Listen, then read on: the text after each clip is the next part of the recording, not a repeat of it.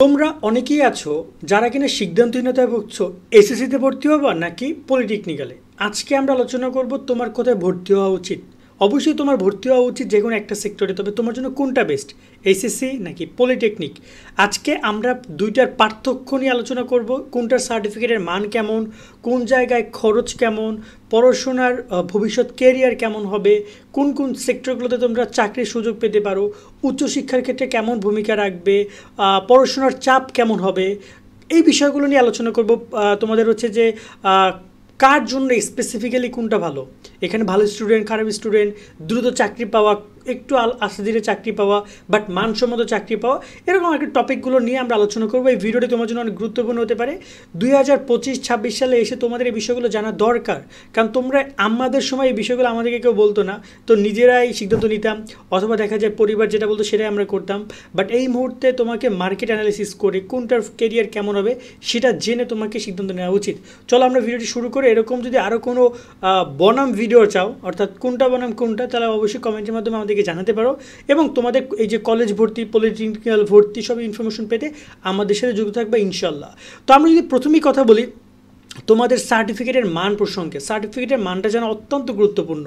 কেন দেখো, কারণ তুমি যাই করছো না কেন অ্যাটলাস্ট একটা সার্টিফিকেটের জন্য, কারণ যখন তুমি চাকরির ক্ষেত্রে যাবা সার্টিফিকেট শো করতে হবে। তো প্রথমে আগে আমরা সার্টিফিকেট নিয়ে একটু আলোচনা করি। তুমি যদি এসএসসি পরীক্ষায় অংশগ্রহণ করো, পরীক্ষা কমপ্লিট করে একটা পাস করো, তখন তুমি একটা সার্টিফিকেট পাবা। এই মানটা নিয়ে যদি কথা বলি, এই মানটা অবশ্যই তুমি ওভারঅল সব জায়গায় সবচেয়ে বেশি ব্যবহার করতে পারবা। তবে তোমার মতো আরও লাখ লাখ শিক্ষার্থী এই সার্টিফিকেটধারী হবে। অন্যদিকে যদি আমরা পলিটেকনিক্যাল সেক্টরটা কথা বলি, এই সেক্টরটা কিন্তু সার্টিফিকেট প্রদান করবে কারিগরি শিক্ষা বোর্ড। এপাশ থেকে তোমার যে এসএসসি সার্টিফিকেট প্রদান করবে কিন্তু সাধারণ শিক্ষা বোর্ড। ওকে, দুইটা আলাদা আলাদা শিক্ষা বোর্ড এই মার্কশিটটা বা সার্টিফিকেট তোমাকে প্রোভাইড করবে। এখন এই জায়গায় যদি বলি, তোমার এসএসসি সার্টিফিকেট পেতে তোমাকে 2 বছর পড়াশোনা করতে হবে। অন্যদিকে পলিটেকনিক্যালে পড়াশোনা করার ক্ষেত্রে তোমাকে 3 বছর লাগবে এবং তার সাথে 1 বছর ইন্টার্নি, টোটাল 4 বছর তুমি ক্যালকুলেট করতে পারো। ঠিক আছে, তার মানে বুঝতেছো কিন্তু এখানে 2 এখানে 4, তার মানে কিন্তু দুইটাই এরা ডাবল হয়ে যাচ্ছে এই পাশে। কিন্তু এখানে আমার কথা আছে, তুমি যে 2 বছর লাগছে, 2 বছরের পর পর তোমার হাতে অনেক অপশন থাকবে, কিন্তু পলিটেকনিক্যালে 4 বছর করার পরে তোমার হাতে তেমন অপশন থাকবে না তোমাকে উচ্চশিক্ষার জন্য। কিন্তু এসএসসির পর্যায়ে 2 বছর পরে তোমার হাতে মেডিকেল, তোমার হাতে অনার্স, তোমার হাতে ইঞ্জিনিয়ারিং, তোমার হাতে আরও অনেক হাজারো অপশনটা থাকবে। এবার যদি কথা বলি গ্রহণযোগ্যতার ক্ষেত্রে, সবচেয়ে বেশি মেডিকেলের ক্ষেত্রে, আমরা সাধারণ ক্ষেত্রে যদি বলি, সেক্ষেত্রে তোমার সার্টিফিকেটে তুমি শো করতে পারবা বিশ্ববিদ্যালয়ে ভর্তি এবং সরকারি চাকরি, বেসরকারি চাকরি উভয় ক্ষেত্রে। অন্যদিকে পলিটেকনিক্যালের চাকরির যে সার্টিফিকেটটা পাচ্ছ, এটা তুমি সরকারি বেসরকারি খাতে সমানভাবে ব্যবহার করতে পারবা এবং চাকরির ক্ষেত্রে তোমার সবচেয়ে বেশি কার্যকরী। এসএসসির সার্টিফিকেটটা চাকরির ক্ষেত্রে খুব বেশি কার্যকরী না, কারণ তোমাকে আরও বেশি আপডেটেড ডিগ্রি চাইবে তারা। বুঝোই তো, এসএসসি 2 বছরে, অন্যদিকে পলিটেকনিক্যাল 4 বছরের, যার কারণে এই সার্টিফিকেটের ভ্যালু বেশি, কারণ এটা তুমি 4 বছর বসে অর্জন করছো, এটা 2 বছর, তোমাকে আরও কিছু যুক্ত করতে হবে এই এসএসসির সাথে, তবে তোমার সার্টিফিকেটটা আরও ভারী হবে। এবং উচ্চশিক্ষার ক্ষেত্রে যদি বলি, এই সেক্টরগুলোর বিষয় রয়েছে। এবং আমরা যদি একটু বলি খরচ নিয়ে আলোচনা করি, খরচ জানাটা অনেক ইম্পর্টেন্ট। পলিটেকনিক্যালে খরচ কত, এসএসসিতে খরচ কত। নর্মালি আমি যদি বলতে চাই, দেখো এসএসসির সেক্টর আছে অনেক, সরকারি বেসরকারি। একইভাবে পলিটেকনিক্যালের সেক্টর রয়েছে সরকারি বেসরকারি। এক্ষেত্রে অবশ্যই সরকারির ক্ষেত্রে পড়াশোনার খরচ অনেক কম এসএসসি সেক্টরে, আবার অন্যদিকে পলিটেকনিক্যাল সেক্টরও পড়াশোনার খরচ অনেক কম তুলনামূলক বেসরকারির থেকে। এখন অবশ্যই সরকারি সেক্টরে পড়াশোনা করে যদি আমরা বলি, তুমি যদি 1 বছর কমপ্লিট করতে চাও, সর্বোচ্চ 10,000 টাকা, 8 থেকে 10,000 বা 5 থেকে 10,000 টাকা লাগতে পারে সরকারিতে। ওই সেম কায়দায় তোমার পলিটেকনিক্যাল ও সেমিস্টার ভেদে তোমার 5 থেকে 15,000 টাকা পর্যন্ত লাগতে পারে এবং প্রতিষ্ঠান ভেদে সেটা আপ ডাউন করবে। এবং বেসরকারি খাতে এই টাকাটা সম্পূর্ণ আপ ডাউন অনেক বেশি করতে পারে। দেখা গেল তোমার এখানে বেতন নিয়ে যদি কথা বলি, বেসরকারি এইচএসসিতে যে তোমার যে পরিমাণে বেতন, 1,000-1,200 টাকা বেতন নিতে পারে, 400-500 টাকা অ্যাভেলেবেল বেতন। তার মানে তুমি 1 বছরের প্রায় 5-6 হাজার টাকা শুধু বেতনে দিচ্ছ, দেন আরও বিভিন্ন এক্সাম, বই খাতে এটা ওটা রয়েছে, তাতে খরচ আরও অনেক বাড়বে। অন্যদিকে বেসরকারি পলিটেকনিক্যালের ক্ষেত্রে তোমার খরচটা আরও বেশি, বিশেষ করে এসএসসির থেকেও পলিটেকনিক্যাল বেসরকারিতে খরচ বেশি। কেন জানো? কারণ এখানে টেকনিক্যাল পুরোই, যে পলিটেকনিক্যাল পুরো সেক্টরটা হবে টেকনিক্যাল ভিত্তিক, যেখানে তোমার বইগুলো একটু আনকমন বই হবে, তোমার ল্যাবের কাজ রয়েছে, ল্যাব সামগ্রী কেনা লাগবে, আরও অনেক কারিগরি দক্ষতা অর্জনের জন্য অনেক প্রকার তোমার খরচ করতে হবে, যেটা এসএসসি সেক্টরে খুবই কম আছে, যার কারণে এখানে খরচও তুলনামূলক বেশি। অনেকে মনে করতে পারো এসএসসির থেকে পলিটেকনিক্যাল সহজ, তাদেরকে আমি ভুল ধারণাটা এখানেই ভাঙাই দিতে চাই যে তোমার এই যে সার্টিফিকেটের মানের দিক থেকেও পলিটিক্যাল যদি একটু ভালো হয়, যেহেতু 4 বছর, বাট পড়াশোনা খুব বেশি সহজ না। তুমি গেলা পাশ করে বের হয়ে গেলা, এতটাই ইজিও পলিটেকনিক্যাল ইনস্টিটিউটগুলো নয়। ওকে, দেন এবার অতিরিক্ত কিছু খরচ নিয়ে কথা বলি। যেমন এসএসসি পড়াকালীন সময় আমাদেরকে কোচিং করতে হয়, এক্সট্রা ক্লাসেস দরকার হয়, আমাকে আরও অনেক কিছু করতে হয় এক্সট্রা। বিশেষ করে আমাকে প্রাইভেটটা পড়তে হয় যদি আমি সায়েন্সের হয়ে থাকি, যদি আমি কমার্সের হয়ে থাকি, বা আর্টসের হলেও আমার বাংলা ইংরেজি বা ইংরেজি আইসিটি প্রাইভেট বা টিউশনিটা কন্টিনিউ করতে হয়। কিন্তু পলিটেকনিক্যালের ক্ষেত্রে সেই সংখ্যাটা তুলনামূলক কম। যদি শিক্ষার্থীরা ক্লাস নিয়মিত করে, যেহেতু সেখানে ক্লাস বেশি হয়, সেখানে দক্ষতার কাজ বেশি, সেখানে লাইভ সব কিছু তোমাকে বুঝে নিতে হবে, ব্রেনের কাজ বেশি, মানসিক দক্ষতা সবচেয়ে বেশি দরকার হবে, সেখানে পরিশ্রম বেশি দরকার হবে। তো সেই জায়গাতে বলতে পারো যে সেখানে হাতে কলমে কাজের কারণে প্রাইভেট সেক্টরটা তুলনামূলক কিছুটা কম। তবে অনেক ডিপার্টমেন্ট আছে যেখানে কিছুটা হলো বেশি, বা সেখানে দেখা যায় যে একদম এসএসসির মতো হুবহু কিছু কিছু সাবজেক্ট আছে যেগুলোর একটু হলো প্রাইভেট বা এক্সট্রা ক্লাসেস শিক্ষার্থীদেরকে দরকার হয়। এবার আসি আপনার পড়াশোনার পরিবেশ নিয়ে একটু কথা বলি।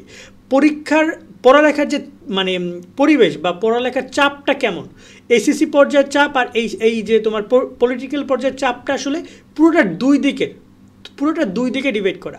এসএসসি পর্যায়ের চাপটা তো সম্পূর্ণ একাডেমিক লেভেলে, তুমি চাইলে অবলিক দিয়া সেটাকে ম্যানেজ করতে পারো। লাইক তুমি ধরো না যে তোমার 5টা সৃজনশীল 7টা সৃজনশীল আসছে, বা 8টা সৃজনশীল আসছে, তুমি 5টা আনসার করবা, 11টা আসছে 7টা আনসার করবে, এরকমের অনেক অবলিক দিয়ে একাডেমিক ভিত্তিক তুমি পড়াশোনা, যেহেতু চাপটা তুমি রিলিজ করতে পারবা, এবং যদি নিয়মিত পড়াশোনা করো খুব বেশি টাফ হবে না। ডিফারেন্স হয়তো যদি আমরা বলি পলিটেকনিক্যাল ক্ষেত্রে সম্পূর্ণ থিওরি এবং প্র্যাকটিক্যাল হয়, যার কারণে সেখানে তোমাকে পড়াশোনা করার ক্ষেত্রে অবশ্যই মনোযোগী হইতে হবে। তুমি যদি মনে করো যে না যেমন তেমন করে পাশ করে যাব, তাহলে খুব বেশি টাফ হবে তোমার জন্য। তবে এমন না যে পলিটেকনিক্যাল অনেক কঠিন, কেউ পড়ালেখা করতে পারে না। হ্যাঁ, অবশ্যই তুমি পারবা যদি তুমি নিয়মিত হও এবং সুন্দর একটা সার্টিফিকেট নিয়ে বেরোতে পারবা। এবং এখানে সাধারণ নর্মাল শিক্ষার্থীরা এইচএসসি পর্যায়ে তাদের পড়ালেখাটা হয় নর্মাল ক্লাসে যাবা, প্রাইভেট পড়বা, ওভারঅল পরীক্ষা দিবে, সুন্দর রেজাল্ট করবা। কিন্তু পলিটেকনিক্যাল ক্ষেত্রে হাতে কলমে বেশি করে কাজ শেখানো হবে, বিশেষ করে ল্যাব ওয়ার্কশপের কাজগুলো বেশি হবে তাদের। এবং এই ক্ষেত্রেও তাদের খরচও আছে, আমরা যে খরচের টপিকে বলছিলাম যে এক্সট্রা কিছু খরচ রয়েছে। সো এই দিকটাতে পলিটেকনিক্যাল স্টুডেন্টের খরচ কিন্তু এখানে ওদের কিছুটা বেশি রয়েছে। এবং এখানে যদি বলি ওদের পরিবেশটা মোটামুটি দেয় ফ্যাক্টরি টাইপের, গার্মেন্টস টাইপের, বা ডিসিপ্লিন ভিত্তিক একটা পরিবেশে ওরা মেনটেন করে। সেটা কলেজ ভেদে না হইতে পারে, বাট নিয়মটা এমনই। এবার যদি আমরা একটু কথা বলি ভবিষ্যৎ ক্যারিয়ার প্রসঙ্গে কেমন হইতে পারে। সরকারি তোমরা যদি এসএসসি কমপ্লিট করো, তোমার ফিউচারটা এমন হবে যে তুমি এসএসসির পরে তুমি তোমার চলে যাবা, তুমি তোমার উচ্চশিক্ষার ক্ষেত্রে, উচ্চশিক্ষায় তুমি যেতে পারো মেডিকেল, ইঞ্জিনিয়ারিং, অনার্স, মাস্টার্স, বা আরও প্রাইভেট সেক্টর, অনেক সেক্টর তোমার হাতে অ্যাভেলেবেল থাকবে। ওই একইভাবে এসএসসির পরে তুমি যদি পলিটেকনিক্যালটা করো, তুমি এসএসসির পরে ডিপ্লোমার পর ডাইরেক্ট তুমি এখানে বিএসসি ইঞ্জিনিয়ারিং করতে পারো, যেটা তোমাকে সবচেয়ে বেশি হেল্প করবে। এবং বিএসসি ইঞ্জিনিয়ারিং কমপ্লিট করতে পারলে তোমার বলতে পারো যে খুব বড় একটা বুস্ট আপ মিলে যাবে এই পলিটিক্যালে যদি তুমি কমপ্লিট করতে পারো। এছাড়া যদি আমরা বলি যে তোমার সরকারি চাকরিগুলোর ক্ষেত্রে এইচএসসি শিক্ষার্থীরা কমপ্লিট করে বিসিএস, ব্যাংক, শিক্ষকতা, আরও বেসরকারি খাতগুলোতে খুব বেশি ইনভলভমেন্ট আমরা দেখি। এবং বাংলাদেশে যতগুলো চাকরি সেক্টর রয়েছে সেই সেক্টরগুলোতে এইচএসসি শিক্ষার্থীরা বা এইচএসসি কমপ্লিট করে যে তুমি অনার্স মাস্টার্স করছো, তুমি এখানে ইঞ্জিনিয়ারিং কমপ্লিট করছো, মেডিকেল কমপ্লিট করছো, নার্সিং কমপ্লিট করছো, ডেন্টাল কমপ্লিট করছো, এই সেক্টরগুলোতে বেশি আমরা যুক্ত হতে দেখি। যার কারণে এখানে স্টুডেন্ট অনেক কম, চাহিদা অনেক বেশি, এবং ওভারঅল দেখা যায় যে একটা সামঞ্জস্যতা অনেক সময় বজায় থাকে। দেখা গেলো যে তোমার স্টুডেন্টের সংখ্যা, বেকারত্বের সংখ্যা বেশি, কিন্তু তোমার আসন সংখ্যা তুলনামূলক একটু কম হইতে পারে।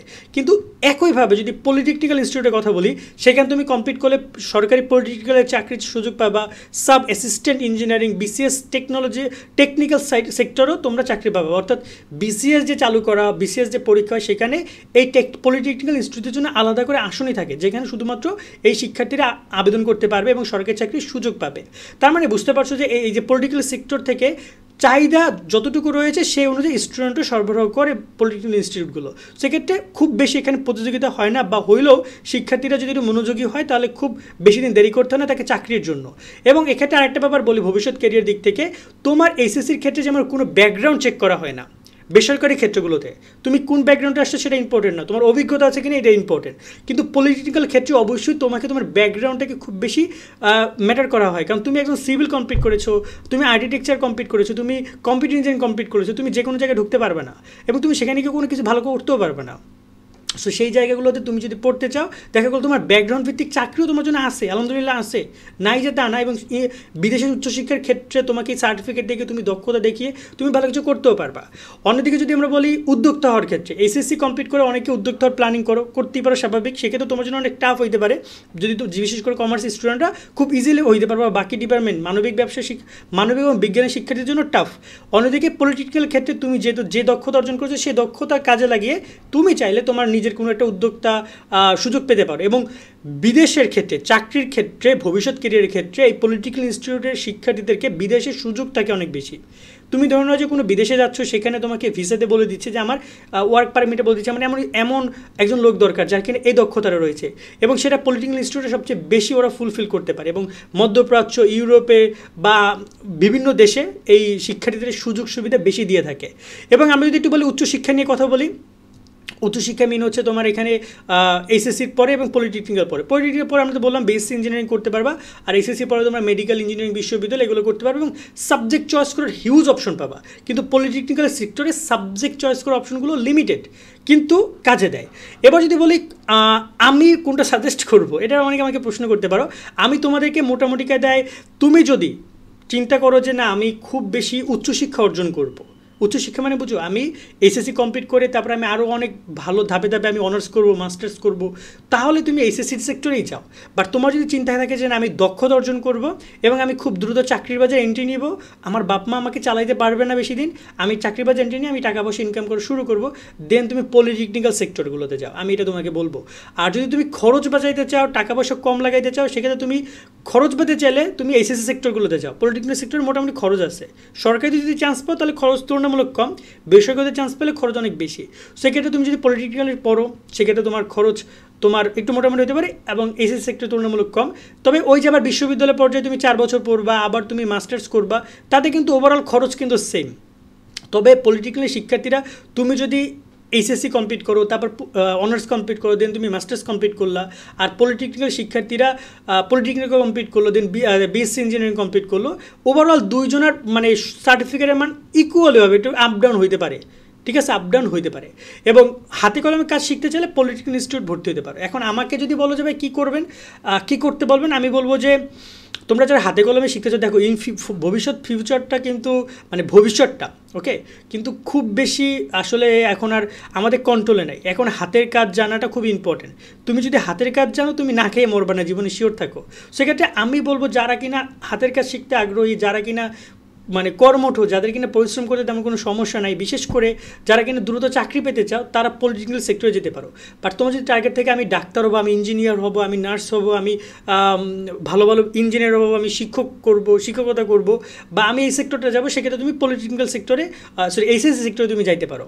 ওকে, এই আমি তোমাদেরকে দুজনে দুইটা পরামর্শ দিয়ে রাখলাম। আজকের মতো ভিডিও আমরা এখানে শেষ করছি। সকলে অনেক অনেক ভালো থাকবা। আল্লাহ হাফেজ।